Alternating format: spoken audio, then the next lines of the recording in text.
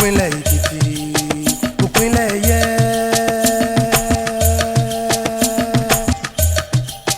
Ìpínlẹ̀ Ekiti, ulẹ̀ uyì ní. Ìpínlẹ̀ Ekiti, ìmọ̀ tí gòkè àgbà o. Ayé ayé a ò láyé ọmọ Fáyẹ̀mí. Ìpínlẹ̀ Ekiti, ìpínlẹ̀ ẹ̀yẹ.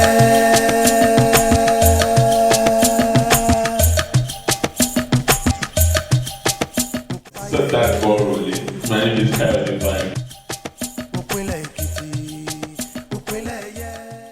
Health, they say, is wealth, and Ekiti State, under the leadership of Governor Kayode Fayemi, is doing all in its care to improve the health indices of the people.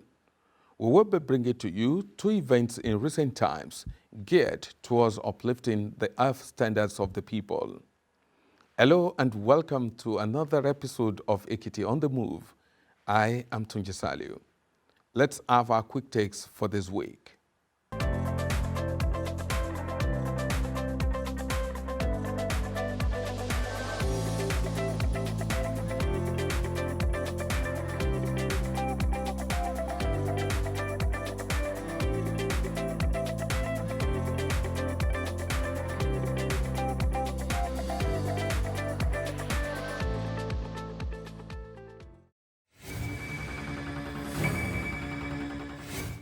Ekiti continues to enjoy the robust relationship with agencies and offices in the presidency, as the Office of the SSA to the President on Sustainable Development Goals recently made a donation of various medical equipment to the State Ministry of Health in support of its efforts at battling COVID-19 and other infectious diseases in the state.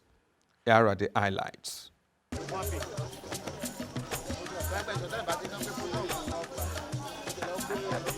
The governor, Dr. Kayode Fayemi, led top government functionaries at the event to inaugurate the equipment, which include 12 tricycle ambulances, 100 hospital beds, and 12,000 KN95 face masks.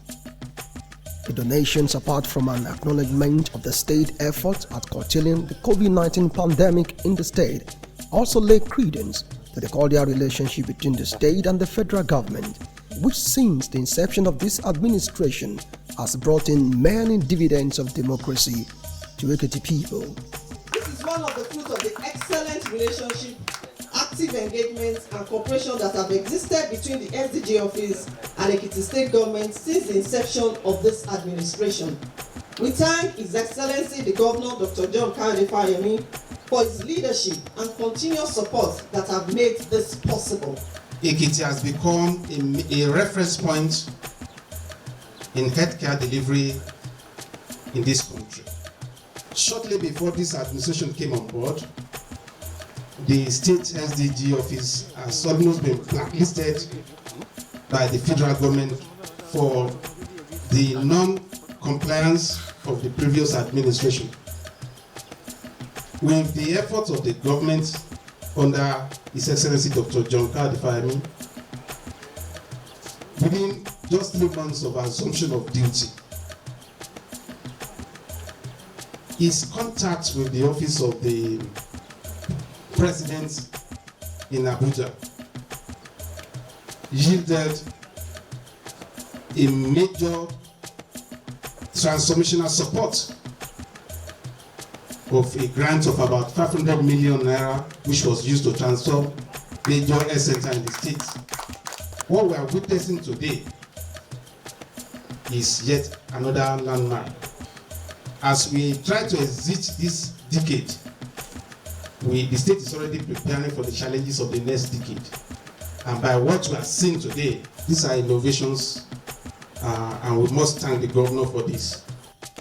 Governor Fayemi, in his remarks, acknowledged efforts made by individuals and groups in helping Ekiti to combat COVID-19. He also restated his administration's commitment to the well-being of Ekiti people. As a responsible government, we acknowledge and appreciate the support from public and private organizations as well as individuals to complement the efforts of government. But we do not see such gestures as an excuse to shirk our own responsibility for the health care of our people. This is why Ekiti State is always doing more to improve the health condition of Ekiti. On behalf of the state government and the good people of Ekiti State, who are the direct beneficiaries of this gesture, I appreciate the Office of the SDG, as well as every organization and individual that may have contributed in one way or the other to support our fight against the pandemic. I want to reassure Ekiti that we're in government to enhance their living standard and make life better for our people. Therefore, our administration will continue to protect the lives of all Ekiti people and residents through responsive and pragmatic healthcare policies. We cherish the lives of our people, and this government will continue to ensure better healthcare service delivery at all times. Therefore, in furtherance of our steady strides in the implementation of SDGs in Ekiti State, this donated equipment, automobile, and PPE will be distributed to our very critical health infrastructure in the state to complement our ongoing efforts and desire to completely rid our state of the symptoms of COVID-19 pandemic and any other infectious diseases. On this note, ladies and gentlemen, it is my honor and privilege to formally inaugurate these health facilities to the glory of God and the benefit of all our people. Commission and inaugurate this equipment donated to Ekiti State Government by the Office of the Senior Special Assistant on SDGs from the Federal Government of Nigeria to the glory of God and the benefit of humanity.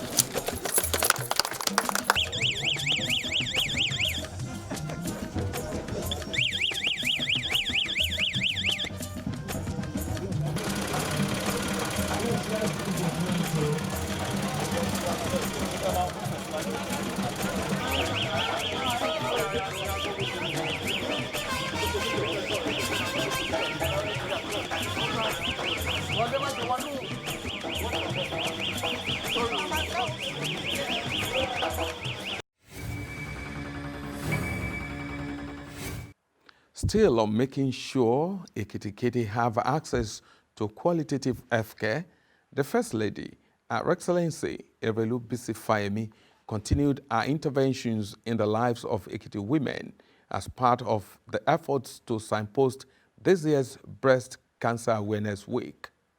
It was the turn of Funmi Olayinka Wellness Center to receive the humanitarian touch of the First Lady, Erelu Bisi Fayemi, as she made a donation of equipment and support for breast cancer patients. The equipment include a 100 kVA generating set, a digital colposcope, a 3D ultrasound machine, television, projector, laptop, and accessories. The financial support covers the surgeries of 21 patients at the State University Teaching Hospital. Every time I come to this place, I have mixed feelings. On the one hand, I'm full of sadness because it reminds me of the passing of a very, very dear sister and friend, the late Fumilayo Aduni Olayinka, former Deputy Governor of the state. But I'm also full of hope because this place presents an opportunity for the rest of us who are left behind, women in the Ekiti state, and men too, and from neighboring states who can use these facilities and will have an opportunity to have a chance to continue to live. Now, due to challenges with procurement, we did not bring the equipment with us. But what we are going to do is we are going to present a check that covers the value of these items to the hospital, so that the hospital will know that we are serious. So the equipment which we have recorded will be delivered within the next 2 to 3 weeks or so. The First Lady, in line with commitment to transparency in governance in the state, disclosed the sources of the funding for the donation. I would first of all like to thank most sincerely His Excellency the Governor for is support for all the initiatives that will ensure that women of Ekiti State in particular live a meaningful life. I would like to appreciate the Office of the SA partnerships to Mr. Governor and the SSA SDGs for the support we have received from the Sustainable Development Goals towards what we are doing here today. Now, there is something that is going around the world known as the Jerusalem Challenge. You know, the way God works sometimes is God wants to push a message out there. Everybody will hear the word. The Jerusalem Challenge went round and round the world, and we have people in different countries who might not understand the language of the song, but they enjoy the music. They've been dancing to the music of the challenge. And in many places, they have used the song or the dance to raise money to contribute to charity. So in Ekiti State, we decided that we were going to do the Jerusalem Challenge. We've actually done it. So Ekiti Women in Government, the Forum of Women in Leadership, all these big aunties you see here, wearing this Ankara, took part in the Jerusalem Challenge. I'm also a member of a group of first ladies called First Ladies Against Cancer.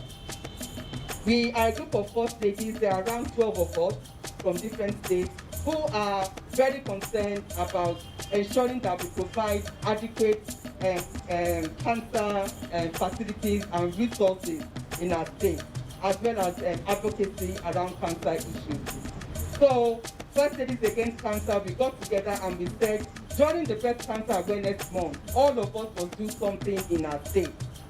And we raised money at First Ladies, and some of that money we are using is what we are bringing here today to come and support breast cancer issues in Ekiti State. So I thank all of those sources that I have mentioned for their full cooperation and support. And it just goes to show that all of us have a role to play. All of us, regardless of where we are, we can do something. She later presented the checks to the Chief Medical Director of Exuth. To the glory of God and for the benefit of humanity, and particularly the women of Ekiti State, we hereby present this to you at the Ekiti State University Teaching Hospital, the Fumiola Yinka Diagnostic and Wellness Center, for you to purchase equipment that will continue to sustain the work of this place, thereby saving the lives of our women in this state and the neighboring ones. We are deeply grateful to you, sir, for giving us a huge discount on the treatment we are about to pay for. This check will cover the treatment of 21 women who are breast cancer patients. We pray to God Almighty that the surgeries will be successful. Amen. And they will go on to live full and prosperous lives. Amen. So thank you very much, sir, to you and your colleagues. God bless you. Amen. It is all about improving the F status of the people and enhancing that invaluable resource available to mankind, the human resource. Away from Earth to another area of concern, this time not only in Ekiti, but countrywide. The EndSARS protest and its aftermath, Ekiti State, in conjunction with the federal government, held an interactive session with stakeholders to chart the way forward for the state.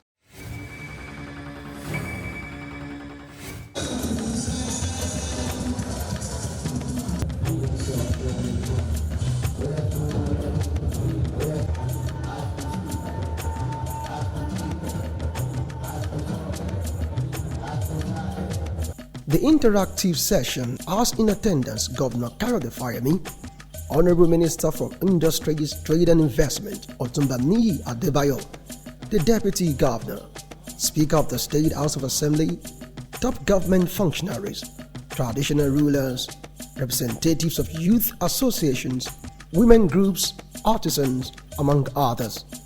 The Honorable Minister, as well as the State Commissioner for Special Duties, stated the reason for the interactive session. Is to listen to you, our people, and to take your message back to Mr. President with a view to righting what you, our people, perceive to be wrong. And he wants to use this opportunity to get the views of the people of Nigeria from all the 36 states and the Federal Capital Territory with a view to see what government can do to improve on what it is currently doing. Today's legislative session put in place a federal government collaboration with state government, provides the opportunity to think around the socio-economic root causes of the root mass protest, collate the existing views, and probably project into the future. Perhaps those who are not others require a system group at the existing institution of policy in Nigeria, vis-a-vis its capability to manage crimes, especially among the youth. And one after the other, the youth's representatives mounted the podium to state their positions. This was followed by other stakeholders like the representatives of the Inspector General of Police. The acts of agitation on ground. For more than 7 months now, ASU has been on strike. What is the hope of the Nigerian students? What should we look out for? More than 7 months, federal ASU has been on strike. Ekiti State, ASU are also threatening strike. There is no way forward. We are always going back and front on the issue of strike. We need proper policy to address the issue of strike. An investment in the youth is an investment into the future. There must be a conscious effort in this regard, Your Excellencies. I want to say, you cannot blame us if you have not built us. You cannot blame us if you have not built us. Capacity building is largely needed in a situation in which the youth are only used as political tools during electioneering. If you don't build us, you are the generation that should build the youth. Yes, we appreciate the fact that in Ekiti State, we have many youth brought into place. It's kudos to you, Your Excellency. But we need more youth to get involved. We want to be built. We are ready. We'll be prepared. You are the generation that will prepare us. As a matter of necessity, be done so as to recondition the nation, Federal Republic of Nigeria. And you will also agree with me that in this regard, Your Excellency, I would like to be brief, that it will be suggestive from our own point of view that all the relevant stakeholders across all boards must join hands and voices to the agitation for proper restructuring of Federal Republic of Nigeria, given to the fact that the caption henceforth is a declarative statement from the young Nigerians that a lot of things are wrong in this country. Chart a course for a sustainable and actionable mechanism of youth inclusion. We have been clamoring for inclusion. When we are saying inclusion, we are not talking about, okay, let's gather the youth in APC, the youth in PDP. There are young people out there who don't know anybody, and they just want to be involved in government. We don't want the engagement of political class and young people to end when the electioneering process ends. We want to be part of the process all through. Your Excellency, Ekiti Youth decided that these are the things they wanted. We have 48 recommendations in this document, which we have presented to Your Excellency in August last year. And I'm glad that some of them are being implemented, but we want to call for an holistic implementation of this document. It is not about an individual, it is not about an organization, it is about Ekiti Youth. And I pray that God will help us. What NSAS did for us was not simply the brutality of the police. It opened our eyes to too many things, just as you have seen the youth, the students, and others talk about. Let us not dwell on the fact that it was fake news that prompted mass protests, but let us dwell on the fact that there are bad eggs in SARS that should have been caught and never have been allowed to overrun the positive image of policing. There is nothing bad in policing. There is nothing bad in engaging to do security. In fact, the basis of communal living is to engender our joint security. Governor Fayemi later responded to some of the issues that are within the purview of the state. Like your suggestion of the Ekiti Orientation Agency, which really dovetailed into our own interest as well. As a matter of fact, as part of our value restoration agenda, we just completed the curriculum on Ekiti values. And this is a curriculum that will really be utilized from primary 1 to SSS 3. And the books are now being put together to respond to those issues highlighted in the curriculum. But I do take your point that we need a vehicle for sensitization and reorientation of our young people. I have noted the comments from Mr. Lalidari on the Ekiti Youth Agenda. Yes, we have not completely addressed all the issues in the youth agenda, but I believe we've gone far in responding to all the items you have in the agenda, but we'll continue to work on that. Samuel, 3 issues you raised. ASU issue on strike. Well, I would like to think that your own ASU is actually on strike in solidarity. I don't think the issue that ASU is challenging at the federal level directly relate to what the issues are in Ekiti. But I understand why ASU is on strike. I spent 3 days last week on behalf of the Nigerian Governors Forum engaging the leadership of ASU. And at the end of it, I believe we made progress because they requested that I intervene on their behalf between the federal government and the ASU leadership. And I think we've made some progress, but what we want is for that progress to result in concrete return of students back to school. We want you back to school. This is the opportunity that COVID-19 and NSAS and ASU strike have provided for us. It's time to move scholarship online so that we can double the online as well as physically. And in situations where physical lectures are not possible, that should not necessarily stop lectures.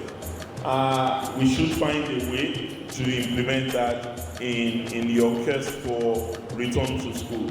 But every other thing we're trying to do, as difficult as things are, we're still paying bursaries to Ekiti students, we're still rendering scholarships to Ekiti students, we're still doing regularly. The subvention to your university has not stopped once since I became governor. We've learned a lot from our young people. We will continue to engage them constantly. We'll continue to listen to them because ultimately we feel very strongly that they have a critical role to play. We're not tired of talking to our youth and we'll continue to listen to you when you have anything to say to us. Thank you very much for coming. Going by the feedback at the end of the interactive forum, it must have been a timely intervention that will foster the desired peace in the state. The interactive session with the Honorable Minister for Trade and Investment was really engaging. As we can see, that a lot of stakeholders have talked and they've really talked about a lot of things. It's a very laudable event. At least Ekiti Youth has been able to hear their views as regards the fallout of the NSAS protest. We have agitated for youth inclusion in governance, in policy and decision making. We have also agitated for more empowerment for the youth of Ekiti State. We appreciate them for what they have done. And the federal government, we appreciate them for listening to all what the youth have been saying about the NSAS. So we still thank them. I believe that the message sent out today, at least an average person from Ekiti State, most especially our youth, we understand the message. Everyone deserves a voice, and everyone deserves to live in peace, sustainable peace at that. That will be all for this week. You can watch this episode and previous editions on our YouTube channel, Ekiti on the Move. You can also send your feedback via our social media platforms showing on your screen. Make it edit with us next week for another package. Goodbye. ìpínlẹ̀ Èkìtì ìpínlẹ̀ ẹ̀yẹ.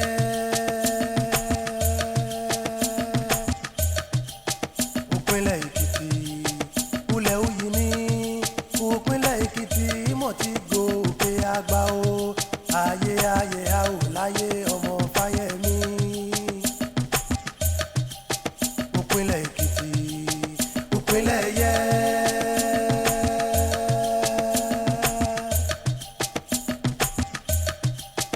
ìpínlẹ̀ Èkìtì.